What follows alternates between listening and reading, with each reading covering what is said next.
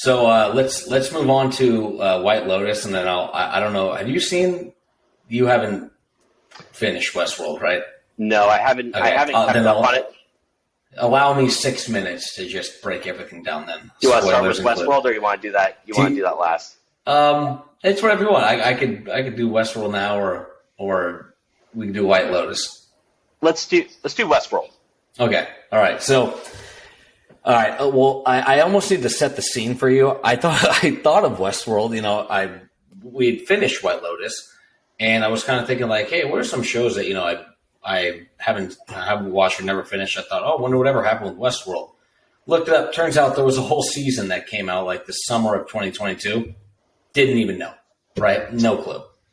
And what's also really odd is it's not on HBO Max.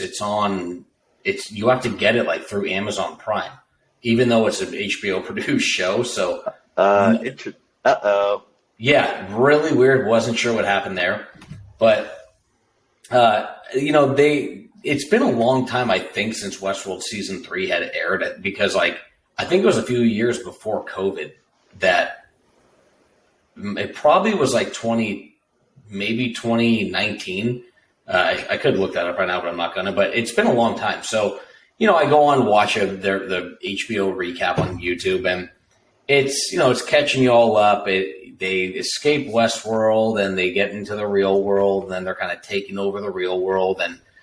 And so, Aaron Paul, if you recall, he's in it. And at the end of the last season, the season 3, he and Maeve had blown up sort of the I don't even remember what it was, but suffice it to say it was the thing they needed to blow up to succeed, Yeah. But and of course, there was actually a backup. There was actually something else that is more important, is more important, right? So what happens is this season, I don't want to give too many spoilers, but I just want to kind of tell you my train of thought. Right? You can give spoilers because I'm not going to watch it. Basically. You're not going to watch it? Okay. No, because I heard after I watched one was incredible. 1 was excellent. 2 was okay. Yeah. And then I heard 3 was just a turd. Yeah, 3 was terrible, and that's why I thought, okay, hopefully they bring it back to Westworld with this one. So I'll give you sort of the synopsis of it, and I'll tell you what I thought was really cool and really well done. And then I'll tell you the things that Westworld has just always sucked at, and they just still suck at it. So, the season opens up, and Aaron Paul's a family and all that. And of course, Maeve comes and says hey, we have to go and we have to keep fighting, right? There's one last job that we need to do. So Aaron Paul is with Maeve, and they are trying to, they are going to blow up this sort of headquarters. And at the same time, there's another storyline going on, which is Bernard and the Hemsworth brother. Now, Bernard has gone, and he's gone into this thing called the Sublime, where because time moves so slowly there, he's able to run through all these iterations of the real world and basically predict the future. Because he's I've done that, and I die there. He's basically able to predict the future. He gains that ability, and they explain it in a rational manner, so it makes sense. Fine. So Bernard's all right, we need to do all these things. He meets this girl, and he says, hey, I know where this weapon is, blah, blah, blah. So this is over kind of a first 3 episodes. He meets her, and they're going out to the desert, and she's part of this rebel group, very secretive, and he's hey, I can help you find that thing that you guys are looking for, So what happens is the first part where I was wow, that was fucking excellent writing was Maeve and Aaron Paul, as in Caleb, they have an interaction with the man in black and the woman who runs the entire Delos organization. And long story short, Maeve and the man in black die, and the Aaron Paul's character has just defied he's been infected with this thing that's supposed to control his mind. He's just defied it. Now, as it's going on, they're cutting back to Bernard with that girl, And what he's saying is, he's like, you're not actually out here looking for a weapon, are you? Because they're digging in the sand. He's like, you're out here looking for your father. And she's like, she kind of just says something, like dismissing what he says. And he's like, you don't believe that he actually died. And so it's, as he's explaining this, it's going back and forth between that scene and Aaron Paul. Then what happens is Aaron Paul turns around after Maeve is dead and stuff, and there's a helicopter that's coming, and he thinks it's for him. And then the girl stands up, and she's like, hey, that's not for you. Like, how many times have we been here? Basically, like, she's like, you remember, like, try to remember, you die. And then it does a cut scene where it shows the security come in. She's like, that security's for me, not you.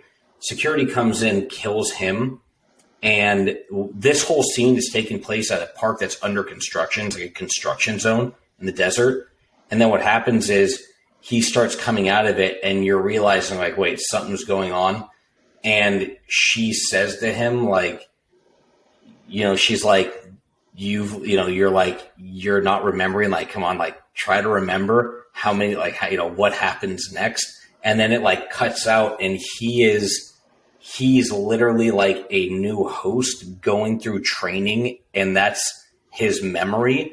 And right when it cuts to him being, like in modern time, it shows that the girl actually uncovers the sign that says, Bernard and the girl uncovers the sign that says construction zone, like the one that you see in Aaron Paul's time. And the girl is Aaron Paul's daughter, but it's like 20 years later. And you're actually seeing two different storylines. Oh, wow. That I was like, wow, that was excellent. Like, just excellent writing right there. Like, blew my mind. It was so well done. And so that was like, I think the best twist. That was like mid-season. But then what happens is the show, the action is just terrible.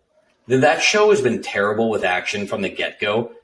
The Man in Black is a total badass, but he gets his ass kicked all the time. Like, the characters just don't live up to their personalities. And then also, if you remember, like, even in season 2, when all the hosts are escaping and you have all the trained people, like, with their P90 machine guns, they're just getting worked by the hosts. Like, yeah.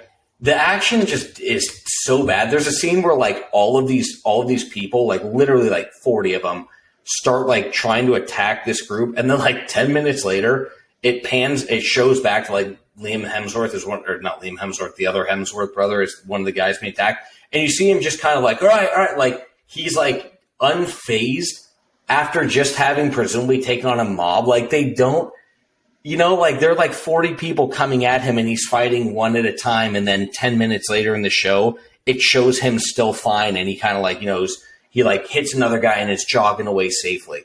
Yeah. Just crap like that where you're like, dude, that's like, it's just, you don't even, just don't put that in there. It's so bad. Yeah. So the action, the action wasn't good, but overall the story you said was excellent. Yeah, but it got so confusing at the end. I had no clue what the hell was happening at the end. And then it ends. And it ends on a very, like, we'll give it one more try.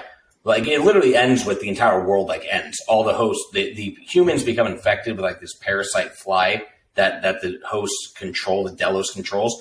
And the Man in Black just goes and says, everybody kill each other. The entire world, like, burns down.